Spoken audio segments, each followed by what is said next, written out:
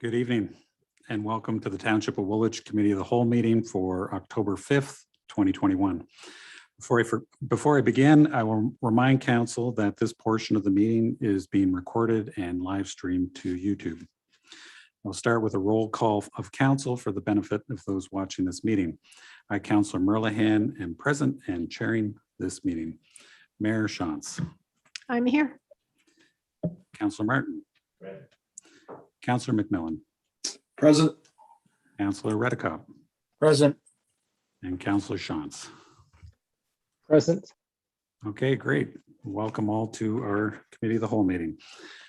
We have a presentation to start, and the order of the speakers will be Renee Gation and Steve McCartney will give their presentation first about Waterloo North Hydro, and I will turn it over to our Clerk Smith to introduce that. Sorry, Mr. Chair, just a resolution that council reconvenes in open session first, if you wouldn't mind.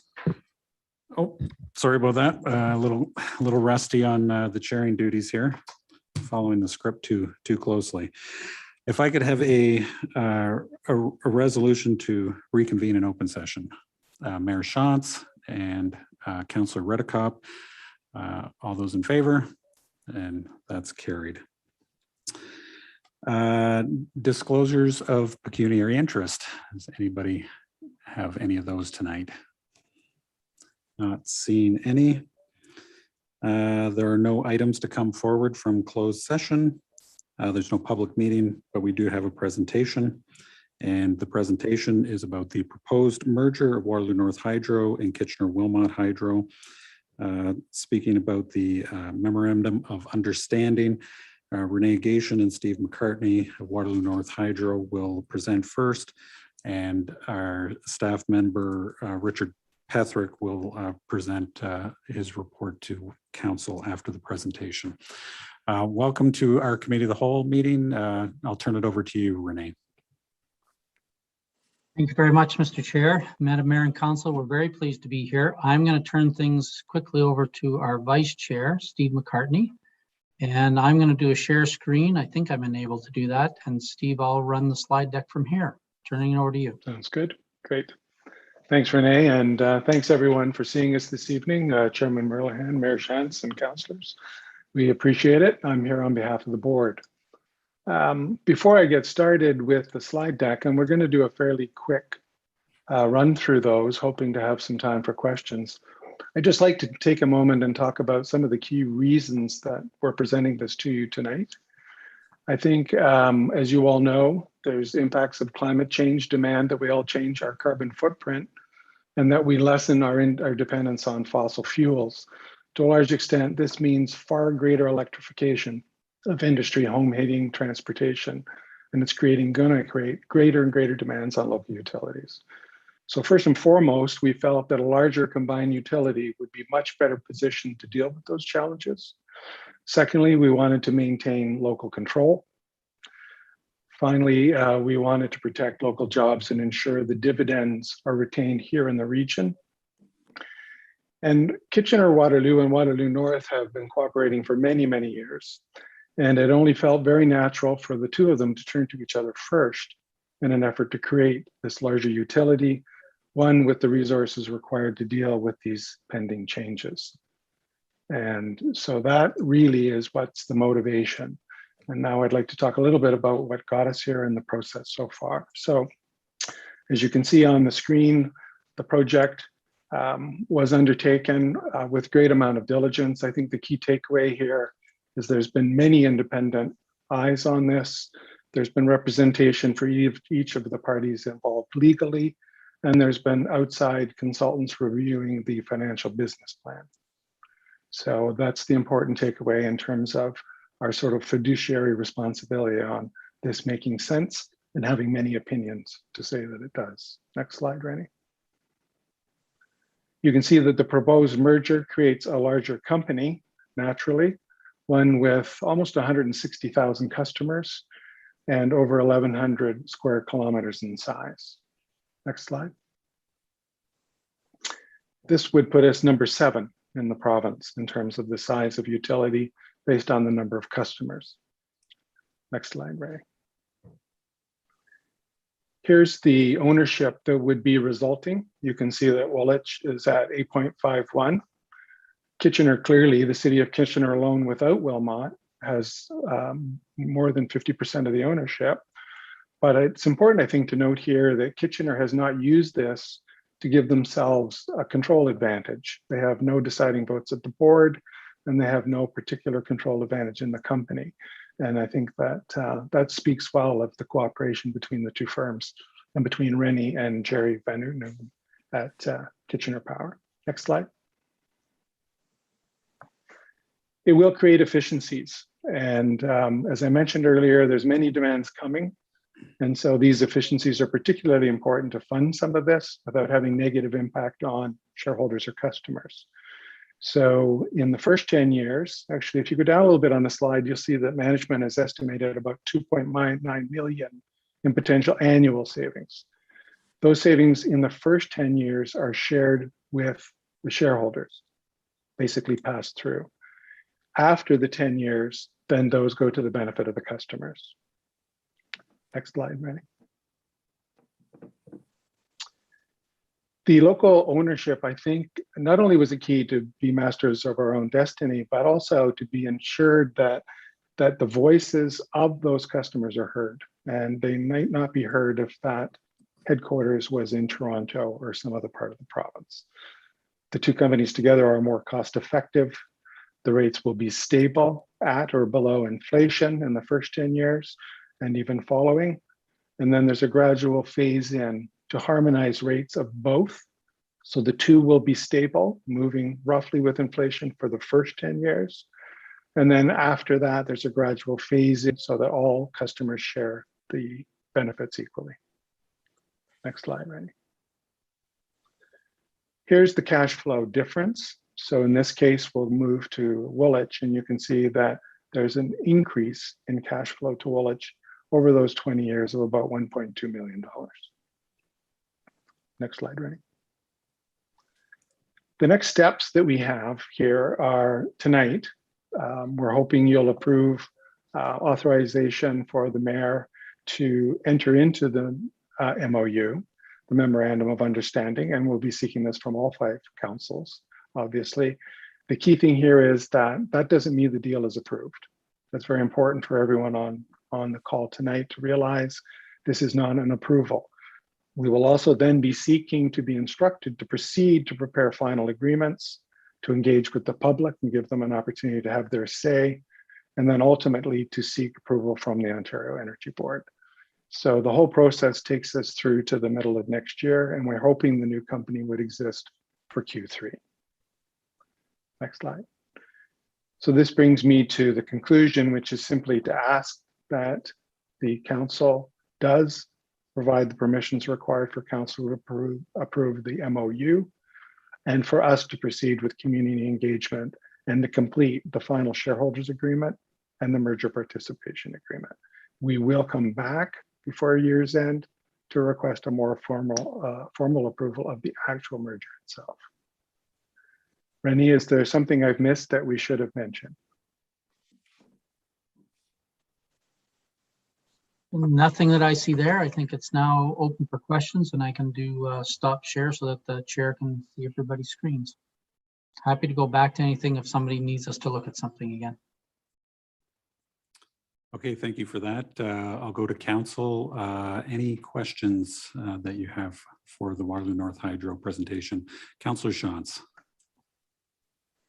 Thank you. Through you to the delegates, can you explain the dividend? You say for the first 10 years it'll go back to the corporation, but then after that it'll go to the customers. How do you see that working, or can you explain that a little bit further? Sorry, I'll clarify and then turn to Rennie in case I get it wrong. No, there will be savings with the merger. And so the way it's structured and the way the OEB instructs the utilities themselves is they want us to merge. They are encouraging mergers throughout the province. And one of the incentives to see that done is to say, if you do this, and if you create a more efficient company, then you can keep those savings for the shareholders for 10 years after the merger. After the 10 years, those savings from those increased efficiencies must be shared with the customer base. And that shows up in your rate reviews. Rennie, is that accurate? Yes, so through you, Mr. Chair, the savings in that first 10 years get split the way that we normally would do things today, where we have net income, 50% of net income is declared as dividends. The other 50% of net income, we invest back into the infrastructure of the utility. And that's what keeps us going without having to go back to the shareholders for borrowing money.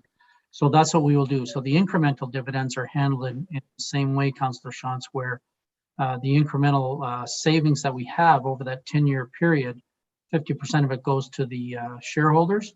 The other 50% gets reinvested into the infrastructure and allows us to look at some of the new technologies that we've been looking at. After that 10 years, when we go for our first rate application as a new company, all of those savings go back to customers, and they go back to customers in the form of lower rates. We're trying to keep rates lower than what they would be otherwise if we were standalone. Does that provide you what you were looking for? Yes, thank you. I just needed that clarification. Thanks. Happy to do that. Hey, Mayor Shantz. Thank you. Thanks for the presentation, Rennie and Steve. Just to clarify the dividend amount, then it shows 1.2 million for the township over 20 years. Is that broken down into half of that will be dividends and half of that will go to NewCo, or is that also split with our rate payers, or is that the total amount that the township can expect in incremental dividends? Want me to take Go ahead, this? Rennie. Okay. No, go ahead. Through you, Mr. Chair. So the 1.2 million is incremental dividends that goes to the shareholder. So that amount is what would be generated over the 20-year period above what we would be on a standalone basis. Most of that will come in that first 10 years is where you would see most of it. And then there's a little bit more happens in the second 10 years. And essentially the way we've modeled it, the net income that comes out and what gets declared in dividends should be as good or better than what you're getting today. And in that first 10 years, it'll be better. And then the second 10 years, it'll be as good or better than what you're getting today. Thanks for that clarity. Okay, Councillor Martin. Thank you. First of all, let me say thank you for the hundreds and hundreds of hours you put into this project to bring it to this place. And a lot of has been said about efficiencies. And at a previous presentation, you had said that you're going to maintain an office in Kitchener and the one in Waterloo. I would only assume that that would be short term because there should be efficiencies all being under one roof, or am I wrong? So I can on that one, Steve. So through you, Mr. Chair, that the two buildings are going to remain, and we're going to need them for a long time. We don't have room for everybody at one building or the other, and they're both good buildings. They're both in great shape, and they're actually built for about the number of people that are in them. For us to build one new facility, which is what we'd have to do, or add on significantly at one of the facilities, really wouldn't make sense from a monetary point of view. From an operational point of view, what it allows us to do is be much more efficient at dispersing our workforces to spread across our region. We're going to be 1,108 square kilometers, so we're a very large utility. Waller North Hydro by itself is already larger than Toronto Hydro. You put the two of us together and we'll be close to two of the sizes in area of Toronto Hydro. So having the two work centers is going to help us keep efficient workforces. What we will do likely is move some people around a little bit between buildings, but for the most part, most of the folks are going to be needed in the locations they're in to look after the customers that we're looking after today. And through some retirements and through some of the back office things, that's where we'll gain the efficiencies, where we won't duplicate those things. Okay, thank you. Any council members with questions? Nobody else? Okay, I just have one kind of overall question. People are naturally skeptical of mergers, amalgamations, all that kind of stuff. Even this week in Toronto, the council being downsized to 25 seats from 45 proved that it didn't actually have any savings. They needed more staff and all sorts of other expenses that went undone. And that's happened in amalgamations in other parts of the province where all these magical efficiencies never came to bear. Can you tell me how this is different and maybe give the public some reassurance that once the merger doesn't happen, or the merger happens and the new company, there won't be, everybody getting double their pay because it's a much bigger company and things like that. Can you just tell me how the negotiations went to talk about that problem that's happened elsewhere? Do you want to make comments from someone who has seen lots of these, or you want me to jump in? Perhaps I'll go first, Randy, and then you can maybe provide assurances on the efficiencies. I think Chair Merlihan, through you and to you, I think that key for us as a board, and I'll speak as a board rather than the management team, was preparedness for what was coming. And in the province's desire for mergers, we felt we had to make some move locally to keep some controls. The happy outcome of all of the business planning that Rennie and Jerry have done and their teams, et cetera, is that it's actually yielded a lower expense level without losing any jobs. So I just wanted to say from the board's perspective, we weren't driven by the cost efficiency reductions as much as additional resources to meet these unique challenges and demands on these networks. But happily, there are enough efficiencies to be gained through back office, IT, a little bit on the senior admin side, that we do actually end up with some savings. So that's the board position. Rennie, do you want to speak to some reassurance that the savings will in fact materialize? I will. Through you, Mr. Chair, and to you, I'm a skeptic just like you.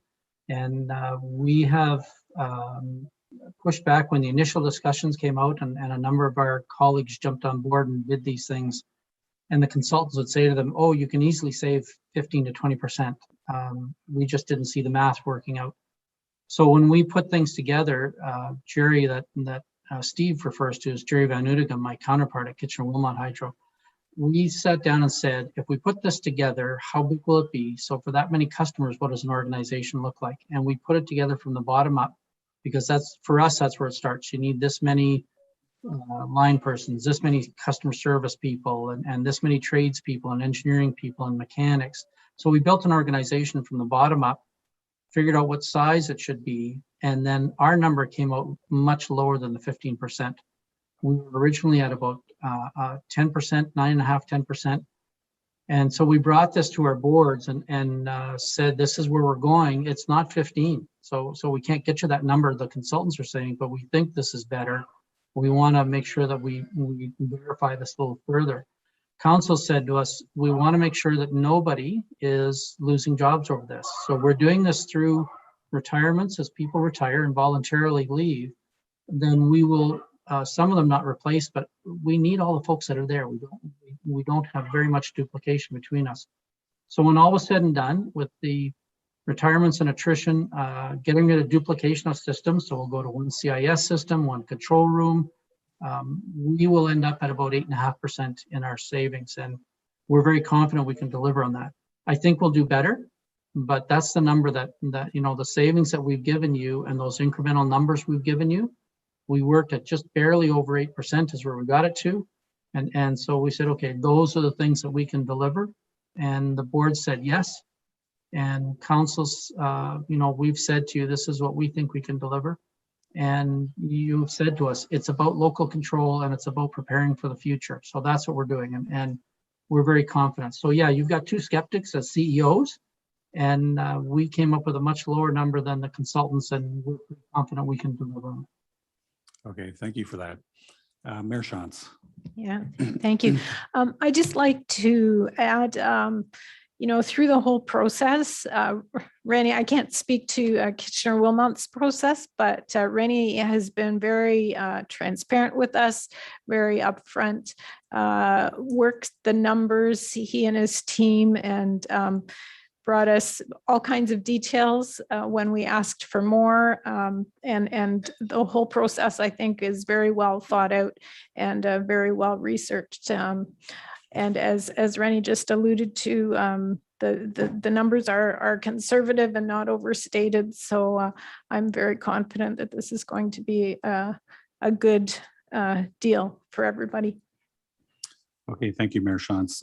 Any other council members with questions or comments?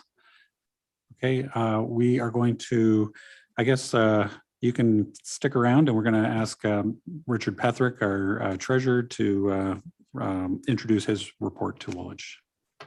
Good. Thank you, Mr. Chairman. So this, as you heard from Mr. Gitchin and Mr. McCartney, staff is supportive of recommending to council that we enter into negotiations to merge Woodnorth Hydro and Kitchener-Wilmot Hydro. And that is looking at both not only just the utilities, but also the holding companies as well. And as council is aware, and for the public that may be watching, so we, as the Township of Woolwich, are a shareholder of the holding company, and in turn, the holding company owns the electricity distribution company. So as the report indicates, staff is supportive. We're recommending that the mayor and clerk sign the memorandum of understanding, and that really acts as the framework of how we get down into negotiating in the end the merger participation agreement, as well as the unanimous shareholders agreement. And those two documents will come back to council later this year. But also one of the other things too is we need to be able to start, since we are a public entity as a government, we need to engage the public. We need to engage the customers, the constituents about this merger. There is going to be a micro website that is being created. I believe it's going to be live as of tomorrow, as early as tomorrow. I believe it's connectinglocalpower.ca. And there you'll find a ton of information. So members of the public, customers can find information on this merger, as well as there's going to be, it'll be constantly updated as questions arise and answers may be given. You can find them on that site, as well as there are going to be some virtual public information sessions. And I believe that'll be happening later this month. And as well, there's also an opportunity for people to leave their comments as well. So that's part of the recommendation is that you direct staff and holding company to continue with that public engagement. So with that, Mr. Chairman, I will give it back to you. Okay, thank you. Council members, if you have any questions for Mr. Petherick, can ask those now. Anybody? No? Okay, we do have a recommendation. Councillor Martin, would you like to say something? Okay, is there a seconder for this motion? Councillor Shantz, and does anybody else want to comment before we vote? Nobody? Okay, all those in favor? And that's carried. Thank you, Renee and Steve, and you're welcome to stay, but it's, you want? Yeah, just a note that we'll have a special council meeting at the end of this committee to do the final ratification. Yes, thank you, Mayor Shantz. Mayor Shantz will be chairing that one, so it'll run a lot smoother than this one. Anyway, appreciate you coming and presenting to us tonight. Thank you, gentlemen.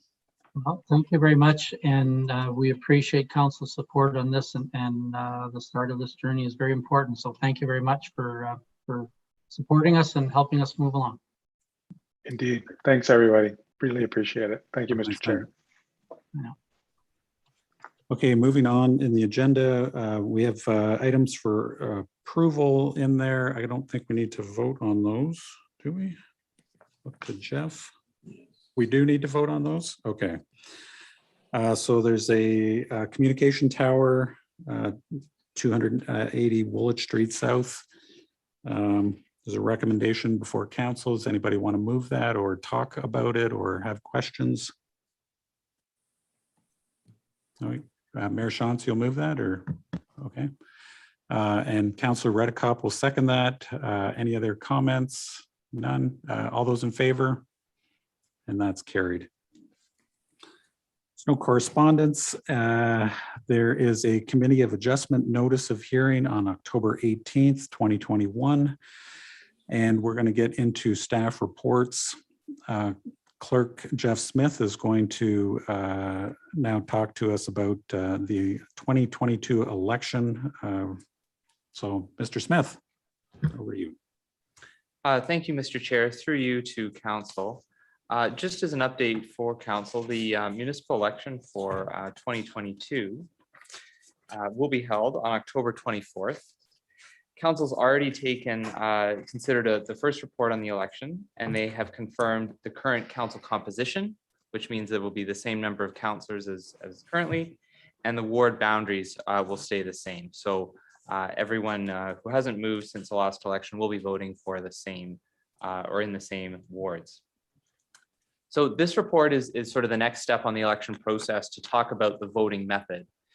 And what I'd like to do is I'd like to direct council's attention to page 122 of your agenda package, or page 2 of the report. And I'll just share it on the screen with you. It should be coming up now.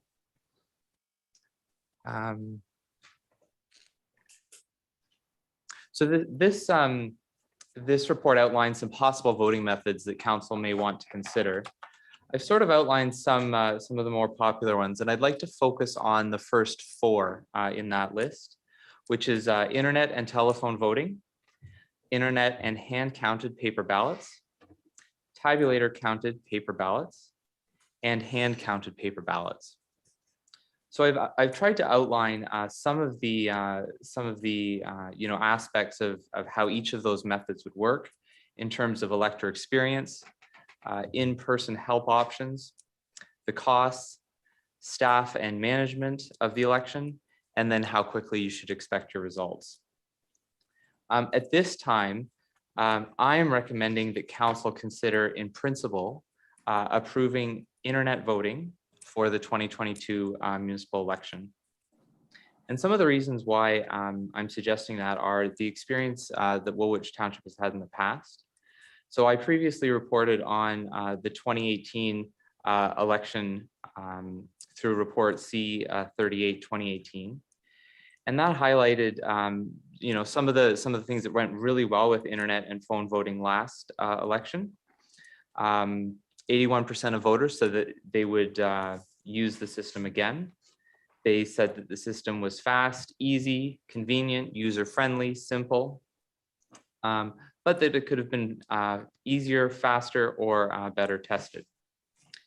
There were fewer comments about telephone voting. So at that point, some frustration, some people experiencing some slowness with that. So I'm really just focusing on internet voting at this point, and then to recommend that we review the market and look at other methods in the future.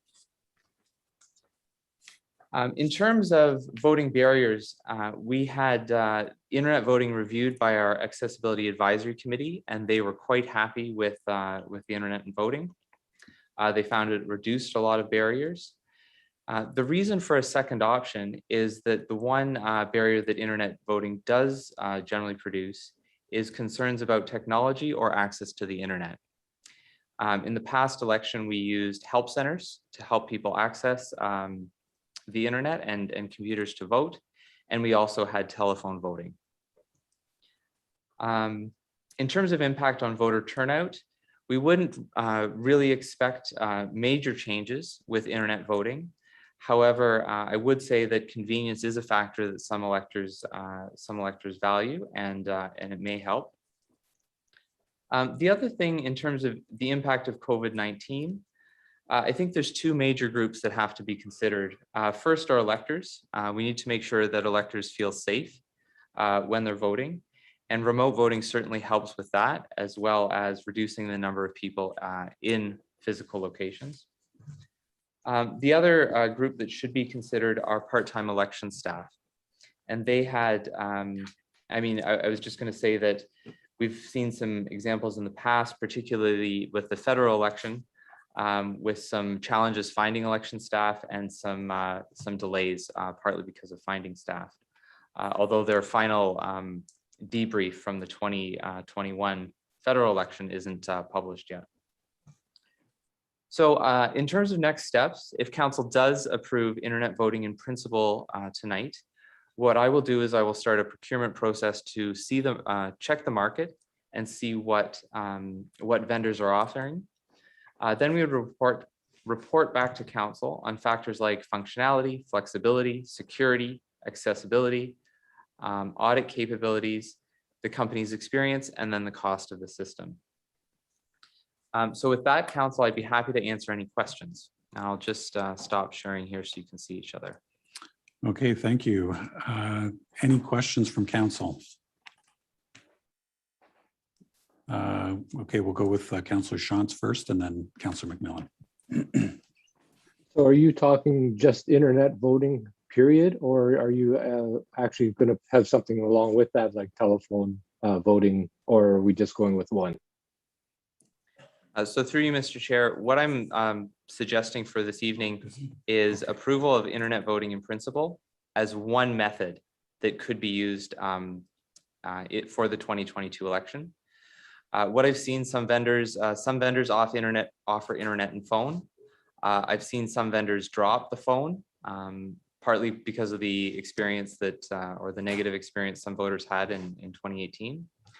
I've seen some voting system providers offer other methods like tabulators.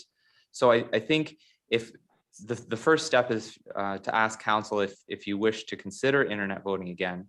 And then if you do, then we'll look at other methods to sort of reduce those barriers for people that may not have access to the internet or familiarity with technology. Okay. Okay, thanks. Councillor McMillan and then Councillor Martin after. Thank you, Chair. Through you, some of the feedback that I got, speaking of other methods with internet voting, some of the feedback I got from the last election was that some voters, maybe especially some older voters, appreciated the help centers. I think they felt like by going into the community center at the WMC or stopping in at the township office and having those people there to help, a lot of them felt like it was just a regular voting station and maybe didn't even realize that it was internet voting. So I think that was really helpful, having helpers that were there that could understand the process, that could take their slip and help people vote. Really, I think calmed the waters for a new experience and kept it very familiar to a lot of people, which I think was really good. The one concern that I have, it isn't so much about security. I think I do all of my banking online. I've got all of my retirement savings that is online. So I'm putting more than my faith in voting in online security. It's my everything that I've worked for is secured online. So I don't have a problem with that. My one issue, so I will be in favor of pursuing internet voting. I think it's something that we have to do. Not that we have to do, but I think every jurisdiction will be doing it eventually. My one caveat would be, or one qualification would be, as we're speaking to vendors, is there something that can be done to protect the one person, one vote? So if I've got 4 people who live at my house who are all over 18 and we get 4 voting slips and 3 of them decide not to vote, what stops me from opening the envelope of the other 3 people and punching in the number and voting for the person that I want? And I think that would be one concern. And, I think we talk about campaigning, not campaigning on election day anywhere close to a polling center. What stops me from walking around with a mobile hotspot and an iPad and going to people's door and saying, you can vote for me right now?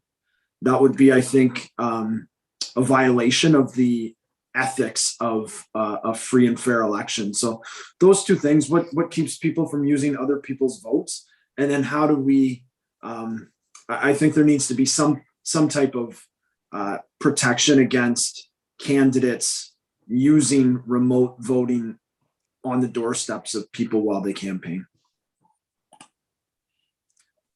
Okay, any other council member with comments or questions for Mr. Smith about election voting?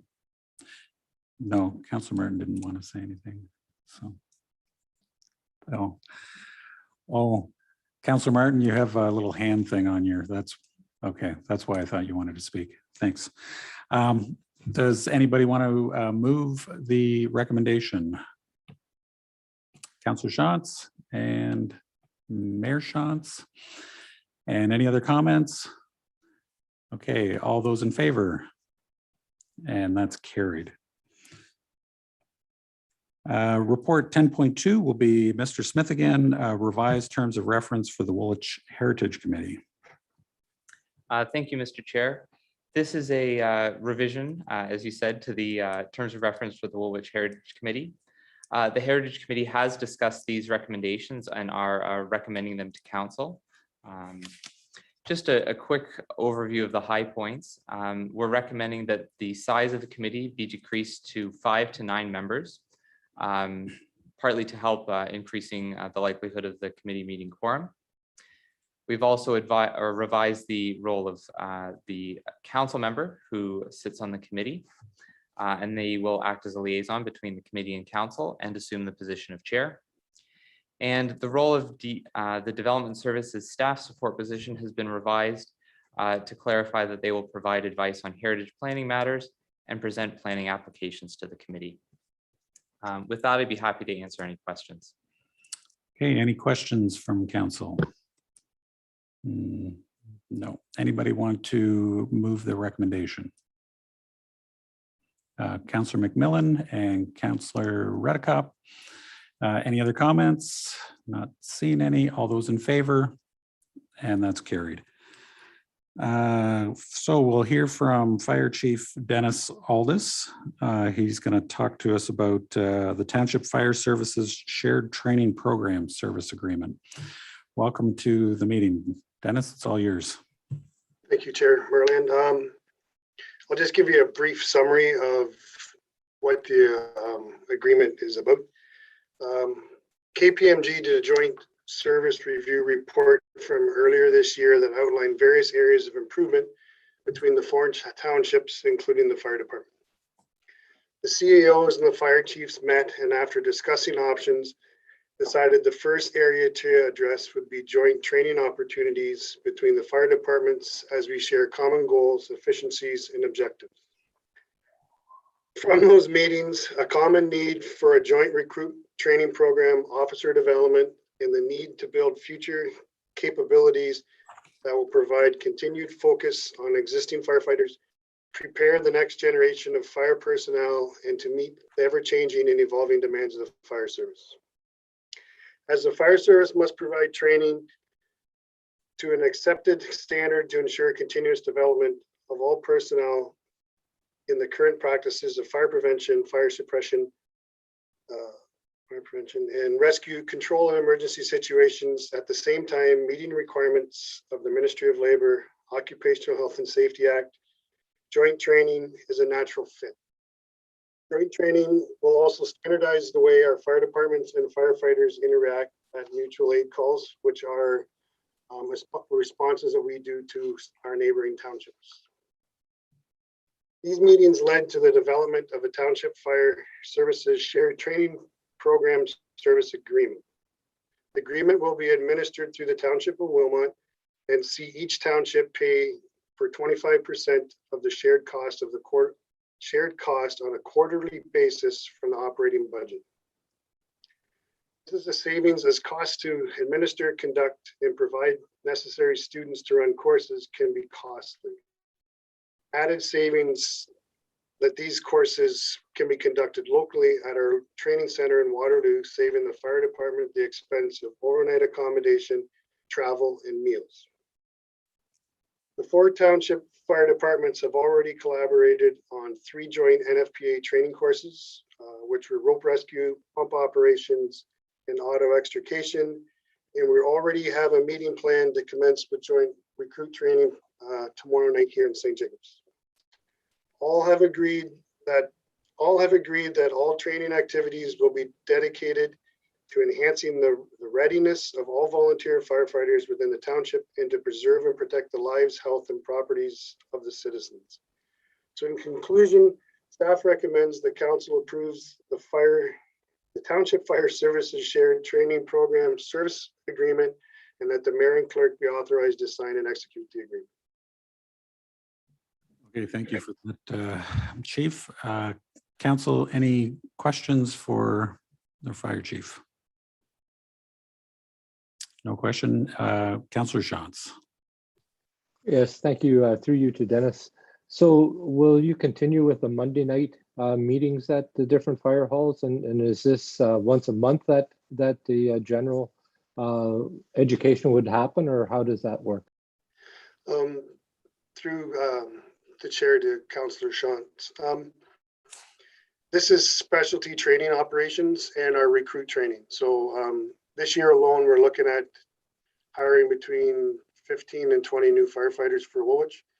So between us, Wellesley, Wilmot, and North Dumfries, we will be conducting a joint recruit class, which makes it a little easier for everyone to get instructors and to make it happen. And our specialty training courses are what it's scheduled around. Our Monday meetings are still going to stay the same. It'll have the same feel as what we have right now. Okay, thanks. Okay, Councillor Redekop. Yeah, through you, Chair, to Dennis, is there built into the agreement sort of a time to reflect on how it's working? Like, would you look at it every year or every 2 years to see how it's working?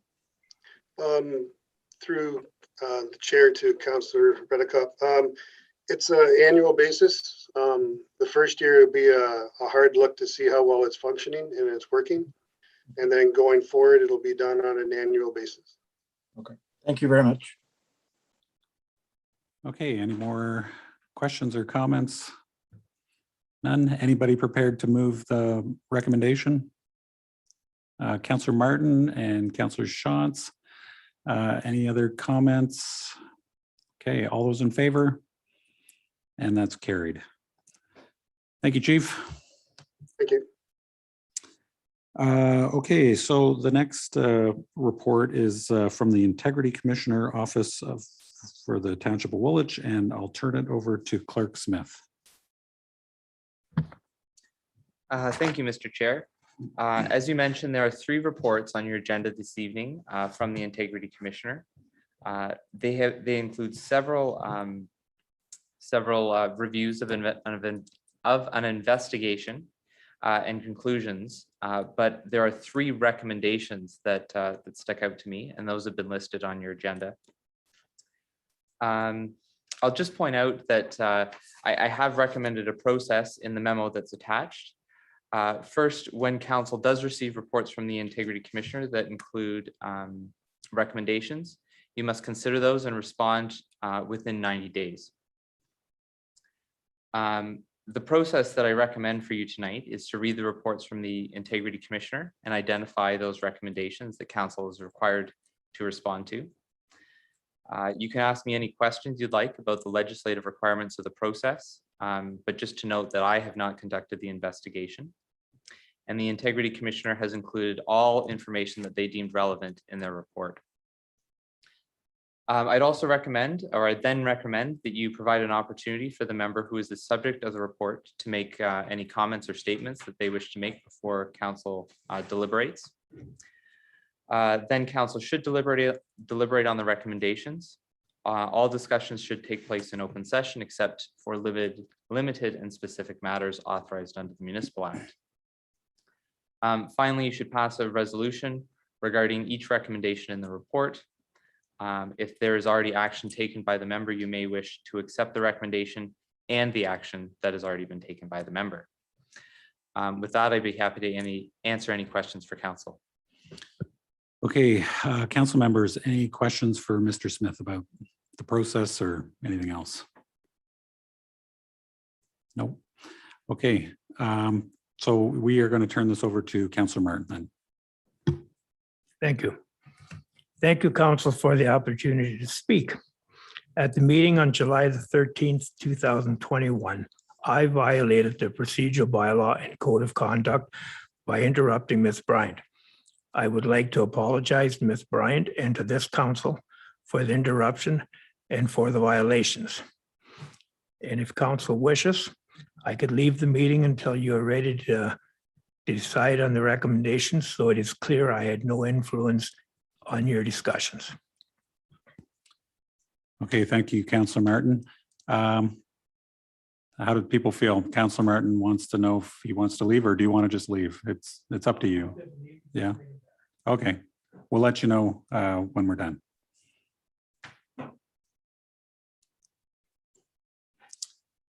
Okay, does anybody have anything to say about the recommendations? I don't know if you want to go through them one by one. I guess we have to respond.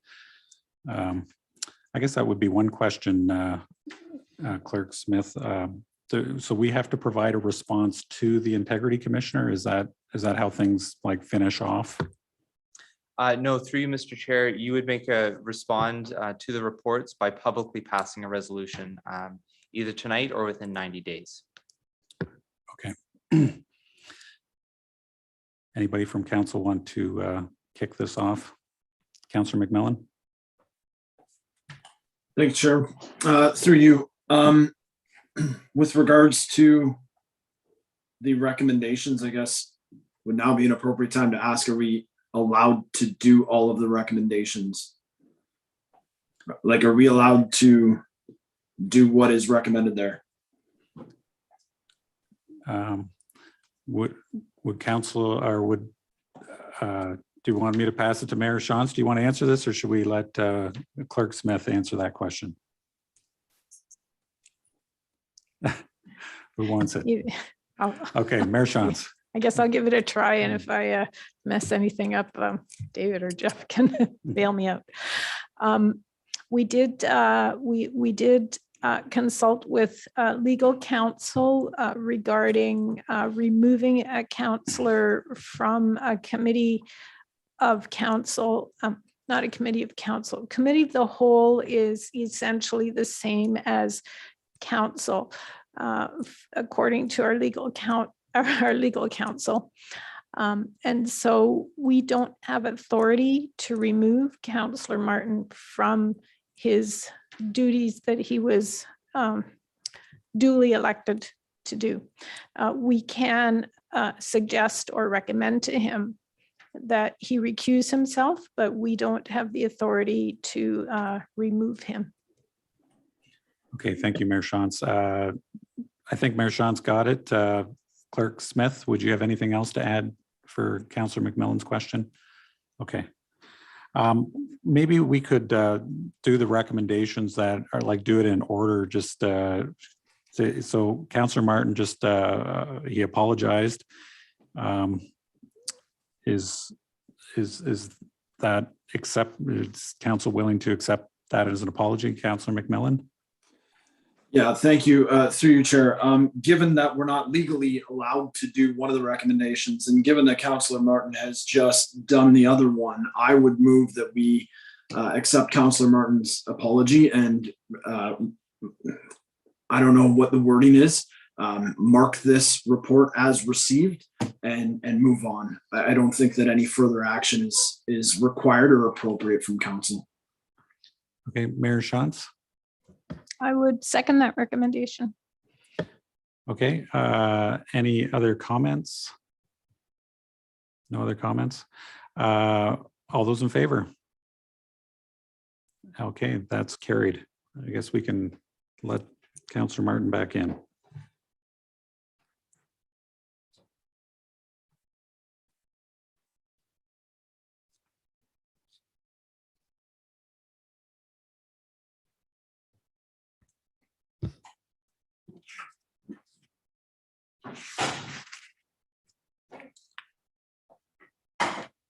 Okay, we're just waiting for Councillor Martin to return to his seat.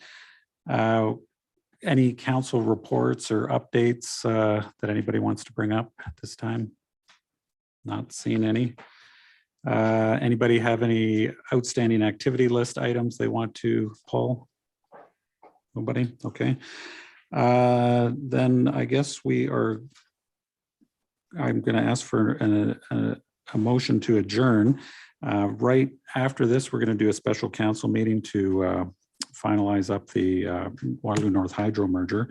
But if I could have a motion to adjourn. Mayor Shantz and Councillor Redekop, all those in favor, and that's carried. And I'll turn it over to Mayor Shantz now. Thank you. So this is now a special council meeting, Tuesday, October 5th, 2021. Are there any disclosures of pecuniary interest? Seeing none. We have a summary of the recommendations from the Committee of the Whole of this evening. Number one is the proposed merger of Waterloo North Hydro and Kitchener-Wilmot Hydro, the Memorandum of Understanding.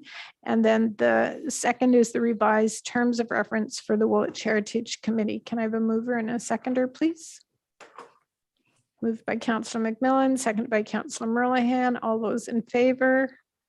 That's carried. Just hang on, I've got everybody kind of small here. I'm going to make you bigger so I can see better. There we go. I need a motion that the following bylaws in the hands of the clerk be read a first, second, and third time and finally passed, and that they be numbered as bylaws number 57-2021 to 59-2021, and that they be signed by the mayor and clerk and sealed with the corporate seal. That is a bylaw to provide for the appointment of a fire chief for the Township of Woolwich, that being Dennis Aldhouse. Congratulations, Chief Aldhouse. And also a bylaw to provide for the appointment of a clerk for the Township of Woolwich, that being Jeff Smith. Congratulations, Mr. Smith.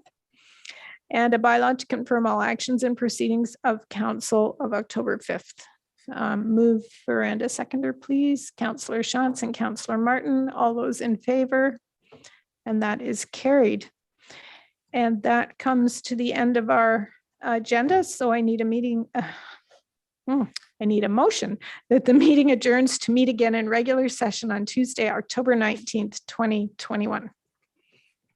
Moved by Councillor Merlihan, seconded by Councillor Shantz. All those in favor, that is carried.